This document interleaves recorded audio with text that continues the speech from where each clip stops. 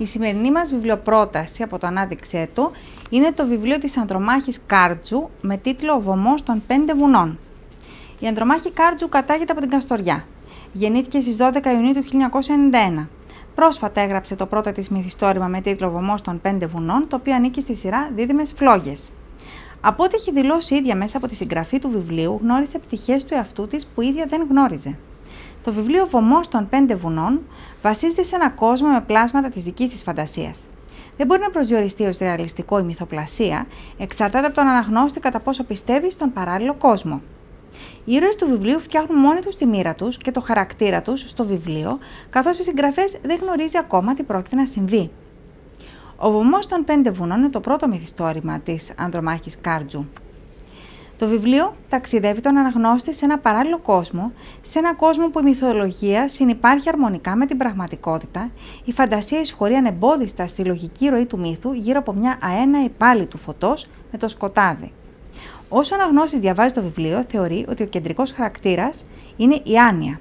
Στην πραγματικότητα όμως, ο κεντρικός χαρακτήρας είναι ο Κόλιν, από τον οποίο γεννήθηκε και η ιδέα για αυτό το βιβλίο. Η Άνια ζει μια καθημερινή ήσυχη και απλή ζωή και θα ανακαλύψει όμως ότι τελικά στην πραγματικότητα δεν ανήκει σε αυτόν, αλλά σε ένα παράλληλο κόσμο.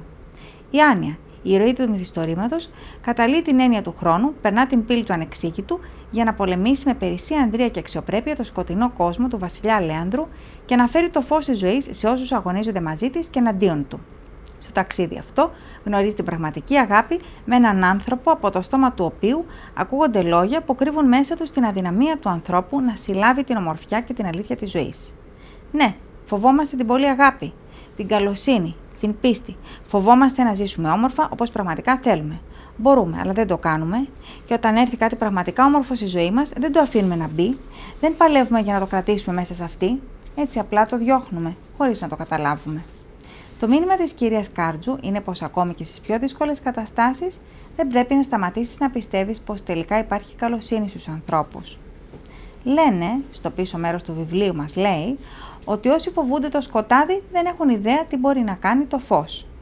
Έχεις φανταστεί ποτέ τι θα συμβεί αν ο άνθρωπος αρχίσει να φοβάται το φως περισσότερο από το σκοτάδι? Την άλλη εβδομάδα με μια άλλη βιβλιοπρόταση. Ευχαριστώ.